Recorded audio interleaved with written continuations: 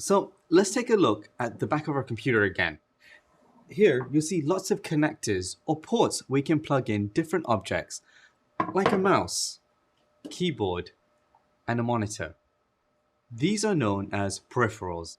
A peripheral is basically anything that you connect to your computer externally that adds functionality. You probably used USB devices before. USB, also known as Universal Serial Bus devices, are the most popular connections for our gadgets. USB has gone through lots of changes since inception.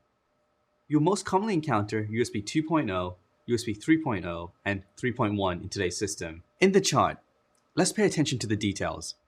Using capital M, lowercase b, /s, instead of using capital M, capital B to reference transfer speed.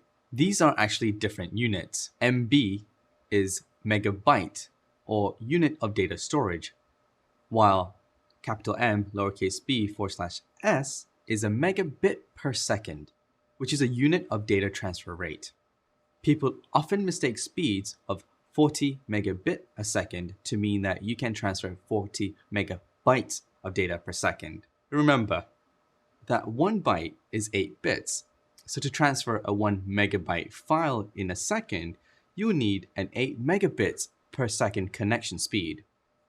You'll also need compatible USB ports to go with your devices.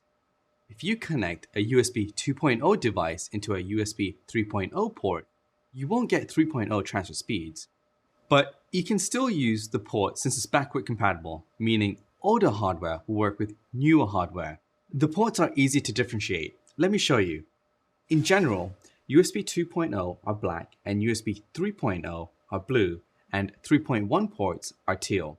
This may change depending on manufacturers. There are lots of types of USB connectors, and you can read about all of them in the supplemental reading right after this video. Check it out. Back to USB connectors. The most recent one is a Type-C connector, which is meant to replace many peripheral connections. It's quickly becoming a universal standard for display and data transfer. In addition to USB peripherals, you should also be aware of display peripherals. There are some common input standards to know. Most computer monitors will have one or more of these connections, but you might encounter some older standards too. DVI. DVI cables generally just output video. If you need to hook up a monitor or projector for a slide presentation and you want audio too, you may be out of luck. Instead, you want to look at one of the following cables. HDMI. This has become a standard in lots of televisions and computers nowadays. It outputs both video and audio. Another standard that's become popular among manufacturers is a DisplayPort, which also outputs audio and video. In addition to audio and video, USB Type-C can also do data transfer and power. As an IT support specialist, you'll work with peripherals like USB devices and display devices a lot. Now, you'll be able to distinguish between the major types.